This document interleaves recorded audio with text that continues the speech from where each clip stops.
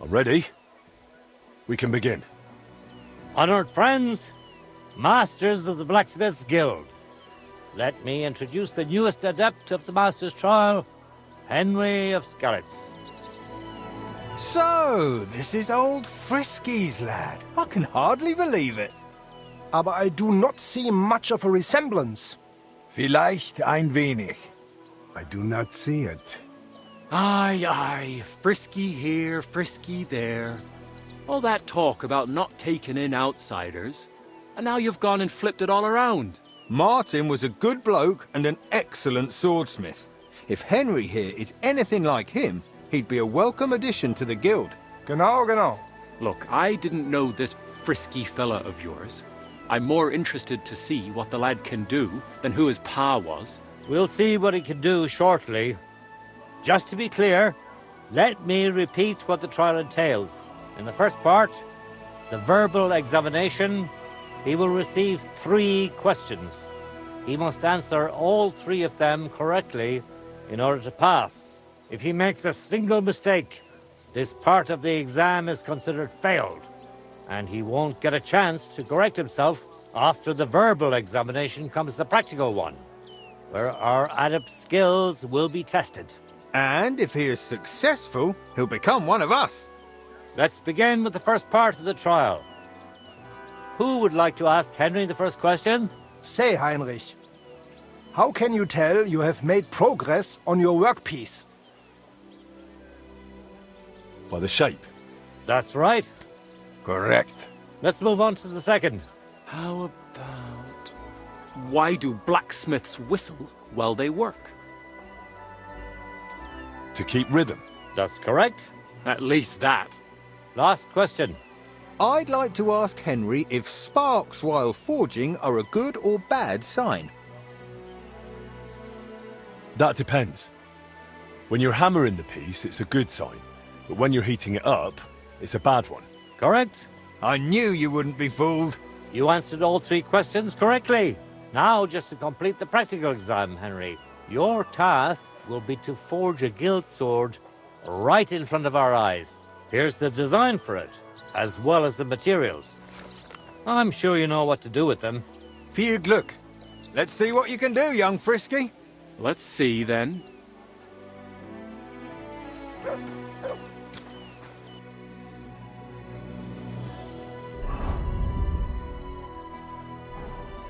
Just like Martin.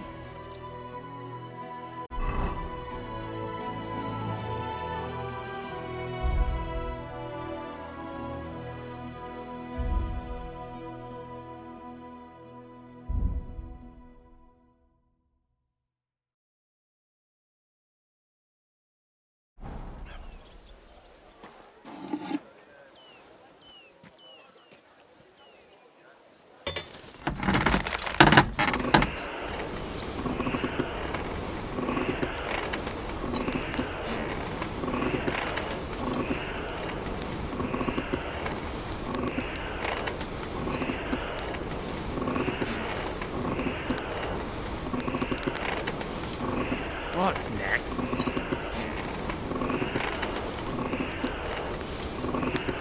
Bloody hell. I'm overheating it. Pass auf! Du verbrennst es!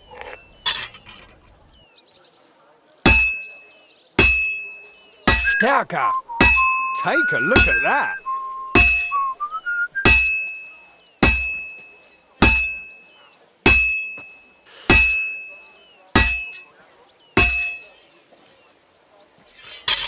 Oof!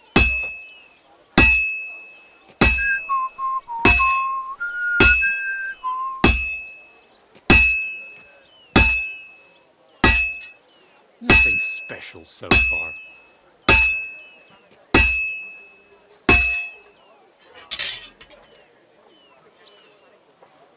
Well, I'm about halfway done. You're doing well. Keep it up.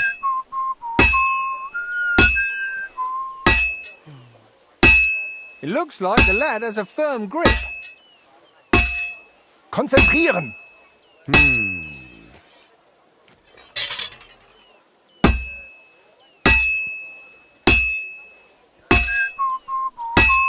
Komm schön! almost got it done. He's almost done.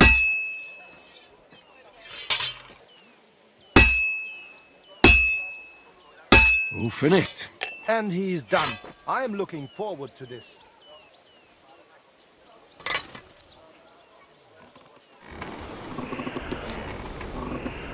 Let's see then.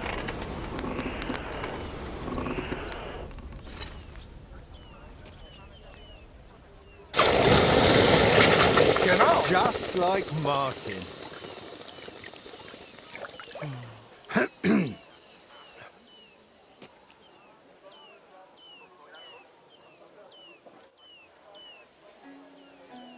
All done. Let's see what you made.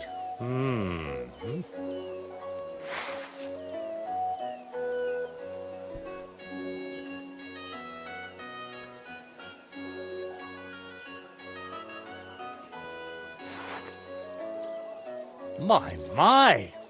I don't think I've ever seen anything like it. Fantastic work, Henry. This sword is a piece of art. I'm glad you didn't disappoint. Honored friends, masters of the Blacksmith's Guild, Henry of Skalitz has successfully completed the trial. Let us head for the guild hall for the acceptance ceremony.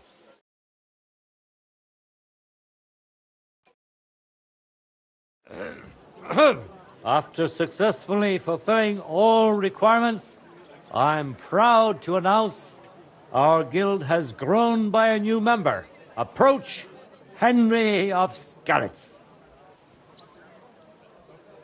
Kneel. Swear for the first time on your honor and by God Almighty that you will defend the interests of the Blacksmiths Guild of Kuttenberg. I swear. Swear for the second time that you will protect all secrets entrusted to you by the Guild. I swear. And swear for the third time that you will always act honestly and God-fearingly to spread the esteem of our guild among the people. I swear. Now hang your guild sword next to those of the other masters. Go on, stalling. hang up that sword.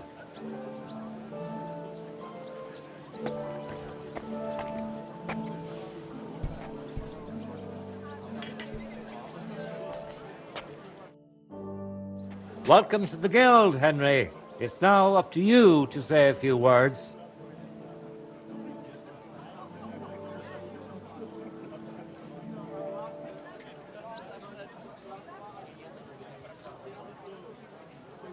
I'm following in my father's footsteps.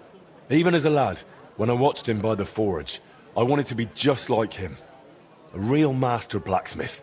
Today, thanks to you, my dream has come true. And here in Kuttenberg, where Pa spent the best years of his life, I like to think he'd be proud of me. He would be, without a doubt. In any case, from this day forward, Henry is to take over Skoda's forge and repair it. He therefore acquires the right to use it with one obligation, and that is the accommodation of the widow Magdalena. The guild grants her jointure after the death of her husband. That will be your responsibility now, Henry. That won't be for much longer anyway. She's a kind woman. I'll be happy to help her. We'll see about that, once she goes poking her nose into everything at the forge. It sounds like you have your work cut out for you, Henry. But like all hard work, the results will surely be worth it. The ceremony is now over. About the gold plate.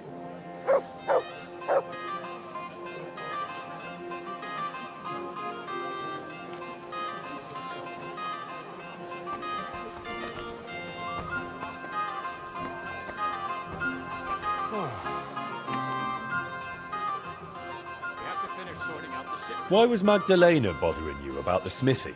She's used to sticking her nose into everything, even guild matters that aren't her concern. Old Skoda, may the Lord grant him eternal rest, always tolerated it. She probably doesn't want to live out her years in her ruin. And I understand that. On the other hand, it was her choice. We offered her a cottage elsewhere, but she wouldn't hear of it. Said that was her home.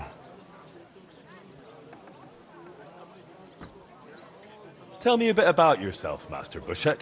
I'm not that interesting. Not much worth telling, really.